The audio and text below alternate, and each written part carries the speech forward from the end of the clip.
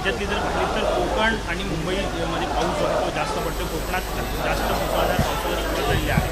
रायगड असेल किंवा रत्नागिरी जिल्ह्यात मुसळधार पाऊस पडतो. कशा पद्धतीने यंत्रणा सज्ज आहेत काय? साधारणतः चांद्यापासून बांद्यापर्यंत म्हणजे चंद्रपूरचा विचार केला आणि कोकणाचाही विचार केला, अतिवृष्टी होते आहे. या अतिवृष्टीने काही ठिकाणी नदीच्या पात्रामध्ये धोक्याची रेषा सुद्धा पुराने ओलांडली आहे. सर्व ठिकाणी आदरणीय मुख्यमंत्री, आदरणीय उपमुख्यमंत्री व त्या ठिकाणच्या जिल्हाधिकाऱ्यांना पालकमंत्री महोदयांच्या माध्यमातून आदेश देण्यात आले आहे. सतर्कतेचा इशारा देण्यात आला आहे. ज्या ठिकाणी पुरामुळे त्या ठिकाणच्या लोकांना सुरक्षित स्थळी हलवण्याची आवश्यकता असेल ठिकाणी सुद्धा तशा व्यवस्था सूचना देऊन करण्यात आलेल्या आहे. लोकांना सतर्कता करताना डिझास्टर मॅनेजमेंटला व केंद्र सरकारच्या या संदर्भात असणाऱ्या यंत्रणेला सुद्धा सरकारने संपर्क करत 24 तास हेल्पलाईन ही या ठिकाणी सुरू केली आहे. महाराष्ट्र सरकारच्या वतीने ज्या परिवाराला, कुटुंबाला अतिवृष्टीने जे नुकसान किंवा त्रास होण्याची शक्यता आहे, या सर्वांच्या पाठीशी सरकार मदत करण्याच्या भूमिकेतून उभी आहे. मराठी होते ना भाऊ, काल ही बैठक झाली त्याच्यामध्ये इंडिया ही कन्सेप्ट त्यांनी लॉन्च केलेली आहे. तुम्ही काय सांगाल इंडियाविषयी, काय सांगाल? आणि ते भाजपला आक्षेप आहे त्याच्याविषयी. असं आहे की खरं तर या देशामध्ये गरीबों के सम्मान में, किसानों के सम्मान में, हमारे बेटी और माँ बहनों के सम्मान में सरकारने काम करावं ही अपेक्षा असते. या देशाचं चित्र व्यक्त करताना आदरणीय स्वर्गीय जयप्रकाश नारायणांनी अतिशय उत्तम भाव व्यक्त केला होता की या देशात एक भारत आहे, एक हिंदुस्तान आहे आणि एक इंडिया आहे. भारत, हिंदुस्तान हे गरीब, शेतकरी, कष्टकऱ्यांचं प्रतिनिधित्व करतो आणि इंडिया ज्यांच्या हाती आर्थिक केंद्रीकरण झालं आहे याचं प्रतिनिधित्व करतो. आज जयप्रकाश नारायण यांच्या विचाराची आठवण होते आहे की विरोधी पक्षांनी आपला संकल्प जाहीर केला की आम्ही इंडियाच्या सोबत आहोत आणि भारतीय जनता पार्टी व त्यांचे सर्व मित्र हे भारत आणि हिंदुस्थानच्या सोबत आहेत. गरिबांच्या आयुष्यात आनंद निर्माण व्हावा, सुख समाधान निर्माण व्हावं, देश सुजलाम सुफलाम व्हावा, किसानों के सम्मान में, गरीबों के शान में भारतीय जनता पार्टी एनडीए मैदान में हा भाव आहे. आता एनडीएच्या विरुद्ध हे सर्व सत्तांध, सत्तेचे लालसा असणारे पक्ष एकत्र येऊन इंडिया नाव घेत असेल तर निश्चितपणे जयप्रकाश नारायणांच्या त्या शब्दाची आठवण केली पाहिजे. भाऊ राष्ट्रवादी जो आहे नवा तुमचा मित्र आहे तो काल एनडीएच्या संपूर्ण बैठकीत उपस्थित झाला होता.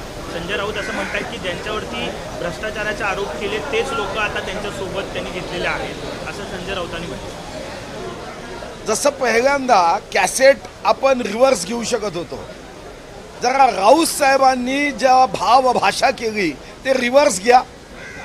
किती कौतुक करायचे अजितदादांचे. म्हणजे तुमच्या सोबत होते तेव्हा तुम्हीच त्यांना क्लीन चिट दिली. श्री अजितदादा यांना क्लीन चिट उद्धवजीच्या सरकारने दिली. संजय राऊतजी जर असं म्हणत असेल तर याचा एकच अर्थ आहे की उद्धवजी हे सत्याच्या मार्गावर कधीही न चालणारे नेते आहे, हे संधी साधू आहे असा त्याचा अर्थ होईल. आमच्या पक्षाच्या काही नेत्यांनी तक्रार केली होती, आम्ही फक्त तक्रार तपासण्याची विनंती केली होती. तुम्ही तक्रार तपासली आणि क्लीन चिट दिली, मग प्रश्न कुठं उपस्थित होतो? भाऊ हिंदी में जानना चाहेंगे, जिस तरह से बारिश ने अपना रुख ले लिया है, काफ़ी इलाकों को अलर्ट रखा गया है, किस तरह सरकार की तैयारियां हैं? देखो, सावधानी का इशारा दिया है सरकार ने। हमारे डिजास्टर मैनेजमेंट के टीम को भी तैयार रखा है।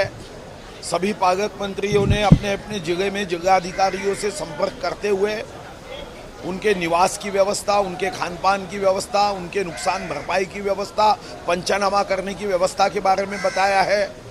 वहाँ पे लोगों को सावधान करते हुए, जहाँ पे नदियों के आसपास लोगों के घर है, जहाँ पे पानी जमा होता है, वो सभी लोगों को सावधान करते हुए सभी जगह पे 24/7 वहाँ पे लोगों को मदद करने के लिए हेल्पलाइन निर्माण की है। राज्य सरकार ने भी निर्माण की है। केंद्र सरकार के यंत्रणाओं के साथ में संपर्क करते हुए इस दृष्टिकोण से माननीय मुख्यमंत्री महोदय, माननीय उप मुख्यमंत्री महोदय दोनों ने केंद्रीय यंत्रणाओं को मदद के लिए निश्चित रूप से संपर्क करते हुए तैयार रखा है। तो ये तो चिंता है, मगर इस चिंता में जिन लोगों को, हमारे भाइयों को तकलीफ होगी, उनके लिए सरकार पूरी शक्ति के साथ उनके साथ खड़ी रहेगी। खेत में पानी गया है, दोबारा पेरने की आवश्यकता है, वहाँ पे भी पंचनामे करने की आवश्यकता हमने व्यक्त करते हुए जिलाधिकारी तहसीलदारों को आदेश दिए। क्या सीएम से पालक मंत्रियों की बात हुई है, किस तरह के निर्देश दिए गए जिला कलेक्टर? सभी को बताया गया। मंत्रिमंडल की बैठक में जब हमारी 16 तारीख को बैठक हुई, इस विषय में विस्तृत चर्चा की गई है। अब किसानों के साथ में सरकार और यहाँ पे फ्लड अफेक्टेड लोगों के साथ में हमने कैसे मदद को पहुँचाना है, इस विषय में पूरी विस्तृत चर्चा ये सह्याद्री पे जब हमारी 5:30 बजे कैबिनेट की बैठक हुई, विस्तृत चर्चा उसमें हुई है। और कल बैठक हुई, उसे नाम दिया गया इंडिया, और वहीं पे एनडीए की बैठक हुई, उसे भारत, तो इंडिया बना भारत नजर आने लगा। देखो भाई साहब, मुझे स्वर्गीय जयप्रकाश नारायण जी के विचारों की याद आई। वो कहते थे नवनिर्माण क्रांति के समय कि हमारे देश में एक इंडिया है जो अमीरों का प्रतिनिधित्व करता है, भारत और हिंदुस्तान है जो गरीबों का, किसानों का, मध्यम वर्गीयों का, हमारे संस्कृति का, हमारे आध्यात्मिक विरासत का प्रतिनिधित्व करता है। इंडिया वर्सेस भारत, हिंदुस्तान, यह हमेशा वो भाव व्यक्त करते थे।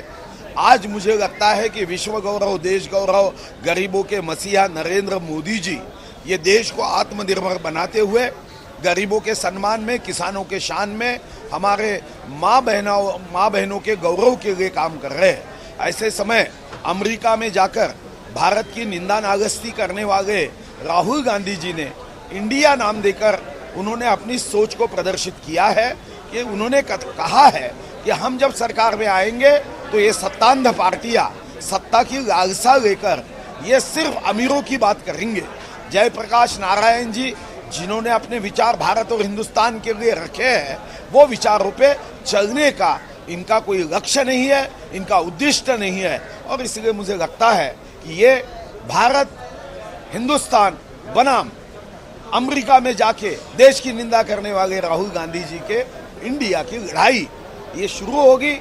इंडिया बनाम भारत हिंदुस्तान ये आने वाले चुनाव में दिखे। अपोजिशन इस बात का सवाल उठा रहा है कि महाराष्ट्र एक ऐसा राज्य बन गया है जहाँ पे सबसे ज़्यादा महिलाएं गायब हुई हैं, लापता हैं, इस पर सरकार की क्या भूमिका है? देखो, अपोजिशन आंकड़ों के आधार पे तर्कसंगत बातें नहीं करती। 95% केसेस में वो जो लापता थे वो वापस आए हैं। कभी कभी इनके बारे में चिंता लगती है कि सत्ता के लिए महाराष्ट्र को बदनाम करने का ये काम करते हैं। आंकड़ों को, तथ्यों को बिना जानकर ऐसी अफवाहें उड़ाना ये विशेष रूप से कुछ नेताओं की आदत हुई है। पर ये आदत, ये महाराष्ट्र को बदनाम करने के लिए निश्चित रूप से इस बात को गंभीरता से इन नेताओं ने सोचना चाहिए। अगर नेता सोचना नहीं चाहते तो जनता ने ऐसे नेताओं के बारे में सोचना चाहिए। एबीपी माझा, उघडा डोळे बघा नीट।